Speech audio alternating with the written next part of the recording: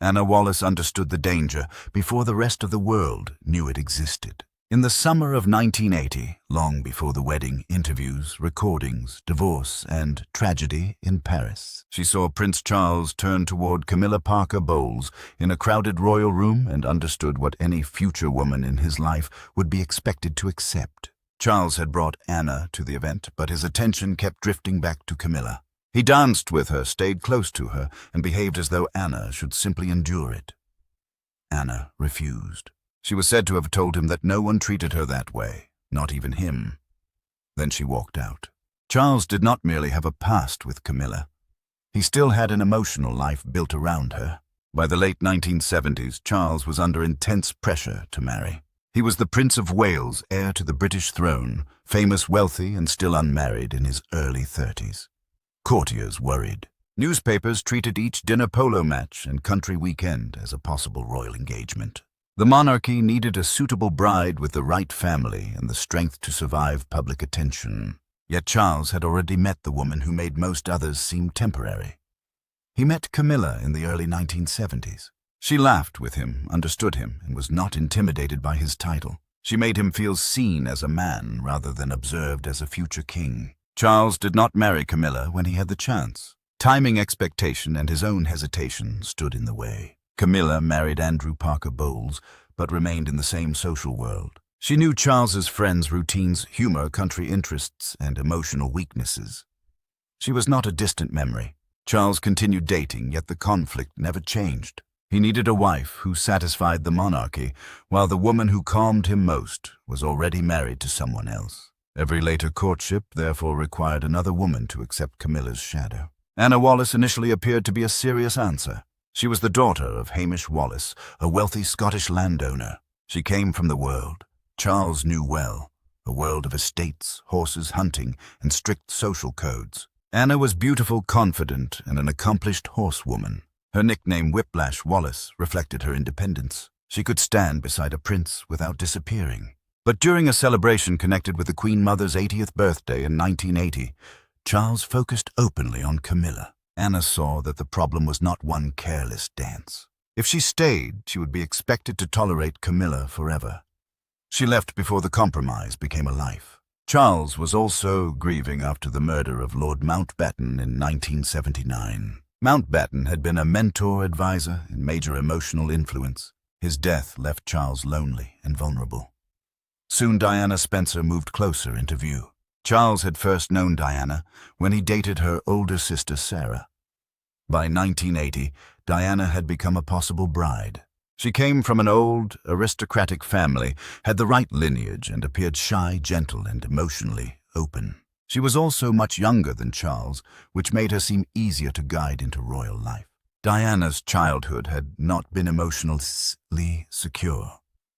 Her parents' marriage ended bitterly, and a painful custody battle marked the family. She grew up with privilege, but without the stable love story she longed for. Being chosen by the Prince of Wales carried enormous emotional power. Diana saw Charles's sadness after Mountbatten's death and responded with sympathy. She reportedly told him that he looked lonely and needed someone to care for him. Camilla gave Charles familiarity. Diana gave him admiration and tenderness. The palace saw something practical.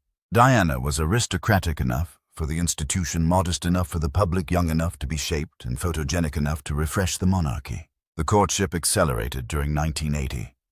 Diana attended polo matches, country weekends, and visits with the royal family. She went to Balmoral and appeared to fit royal life. The family approved. The press became fascinated. Her shy expressions created the perfect story. Charles was the heir who had waited too long. Diana was the young aristocrat destined to become a princess. Yet they barely knew each other. Charles was in his early 30s, shaped by duty-grief habit and unresolved attachment. Diana was not yet 20. She wanted wholehearted love. He wanted comfort, peace, admiration, and a marriage that would satisfy public duty. Charles proposed at Windsor in February 1981. Diana was 19. Charles was 32. She accepted quickly, convinced she had been chosen above everyone else. Their engagement interview exposed the imbalance. When asked whether they were in love, Diana answered yes, without hesitation. Charles replied, "Whatever in love means." Many treated the remark as shyness. In reality, it showed that they spoke different emotional languages. Diana believed love was the foundation of the engagement. Charles sounded like a man still negotiating with himself. The engagement moved forward because the palace wanted certainty, the public wanted romance, and Charles was exhausted by pressure. Camilla remained present. Before the wedding, Diana discovered that Charles had arranged a bracelet for Camilla marked with the initials G and F, linked to their private nicknames, Gladys and Fred.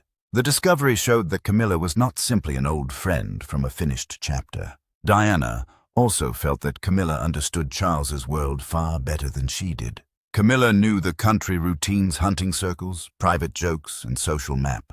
Diana was entering a world in which another woman knew every shortcut. Anna Wallace had seen the insult and left. Diana had an engagement ring, a national audience, and almost no realistic path of escape. The wedding took place at St. Paul's Cathedral in July 1981. Diana was 20.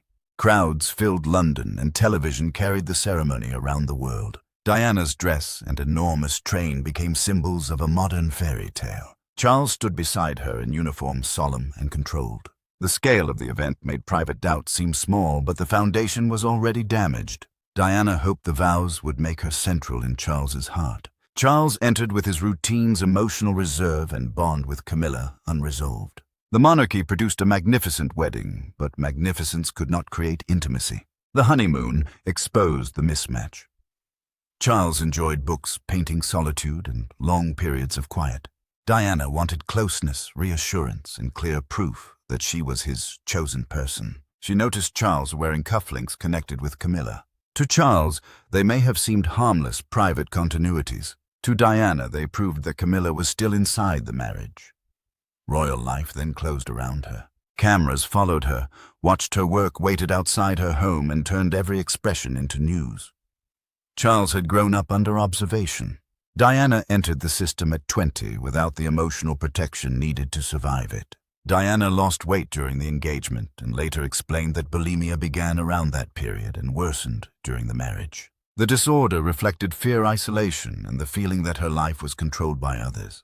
The palace understood ceremonies and schedules far better than emotional crisis. Charles could show concern, but he also became frustrated by Diana's intense need for reassurance. She experienced his withdrawal as rejection. He experienced her demands as pressure. She reached toward him more urgently while he retreated into familiar routines and familiar people. Camilla remained the refuge he had never surrendered. Prince William was born in June 1982. Diana adored him, and his birth secured the line of succession. Yet a child could not repair the central wound. In 1983, the tour of Australia and New Zealand turned Diana into an international phenomenon. Crowds loved her warmth and vulnerability, while Charles increasingly felt overshadowed. Public success became a private punishment. Prince Harry was born in 1984, completing the public image of a young royal family. But many accounts place the renewal of Charles and Camilla's intimate relationship around the period after Harry's birth. For Diana, suspicion became knowledge. At home, the marriage became more hostile. Diana was jealous of Camilla. Charles resented Diana's popularity. Diana wanted proof of loyalty. Charles wanted freedom from confrontation. Each learned how to wound the other. Diana also searched elsewhere for comfort, including her closeness with protection officer Barry Manicky. Whatever the exact boundaries she was looking for, loyalty and tenderness outside a marriage in which she felt abandoned. Charles returned more strongly to Camilla because she understood his moods, interests, complaints, and need for reassurance. She made him feel accepted without asking him to transform himself. In 1989, Diana confronted Camilla directly at a party. She said she knew what was happening. Camilla reportedly replied that Diana already had everything: public adoration, 2 beautiful sons, and the attention of men around the world. Diana answered that she wanted her husband. That sentence stripped away the titles and spectacle. Diana did not want more applause. She wanted the central promise of marriage. By then, she knew Charles's deepest emotional loyalty remained elsewhere. Anna Wallace had refused the same arrangement in one evening. Diana had lived inside it for years. By the early 1990s, the conflict moved into the media. Friends, advisors, journalists, and authors became weapons in a struggle over who would define the marriage. Andrew Morton's 1992 book presented Diana as bulimic, desperate, neglected, and trapped in a relationship overshadowed by Camilla. Charles's supporters answered by portraying Diana as unstable, manipulative, and impossible to live with. Some criticism contained truth, but it did not erase the deeper truth of Charles's continuing attachment to Camilla. Secret telephone recordings made the crisis even more humiliating. The recording involving Diana and James Gilby showed that Diana also sought comfort outside the marriage. The intimate conversation between Charles and Camilla removed uncertainty about their bond. The public no longer needed to guess whether Camilla remained important. They could hear it. In December 1992, Charles and Diana officially separated. The marriage was over in practice, though the legal divorce had not yet occurred. The palace had wanted order. It now faced scandal and competing narratives. In 1994, Charles gave a television interview with Jonathan Dimbleby and admitted adultery, while arguing that it occurred only after the marriage had broken down beyond repair. The explanation did little to restore his image. That same evening, Diana appeared in London, wearing the black dress later called the revenge dress. Charles defended his conduct on television. Diana appeared confident, glamorous, and independent. Without speaking, she took control of the emotional memory of the night. In 1995, Diana gave the Panorama interview that defined the story for millions. She said there were 3 people in the marriage, so it was a bit crowded. The sentence reduced years of secrecy and palace language to one truth. Charles, Diana, and Camilla had formed the real structure of the marriage from the beginning. The Queen eventually urged Charles and Diana to divorce. In 1996, the divorce became final. Diana lost the style of Her Royal Highness, but remained Diana, Princess of Wales. She kept her home at Kensington Palace and remained the mother of the future king. After the divorce, Diana focused on humanitarian causes. She challenged fear surrounding AIDS patients and later walked through a minefield to draw attention to landmines. She had entered royal life as a shy teenager and emerged as one of the most famous women in the world. On 31st August 1997, Diana died in Paris after a car crash. She was 36. Charles traveled to Paris with Diana's sisters to bring her body home. At the funeral, he walked behind her coffin with William Harry, Prince Philip, and Diana's brother. The image captured the final human cost of a marriage that had begun as a global celebration. Diana's death transformed public feeling. She became the young wronged princess who had died too soon. Charles remained the prince whose heart had always been elsewhere. Camilla became the woman associated with the destruction of the marriage. She returned to public view slowly. Charles and Camilla made their first major public appearance together in 1999. The reaction was not warm, but time gradually reduced the intensity of public outrage. In 2005, Charles and Camilla married in a civil ceremony at Windsor, followed by a service of prayer and dedication. It was not the fairy tale spectacle of 1981. There was no innocence left to display. The ceremony recognized a bond that had survived other marriages.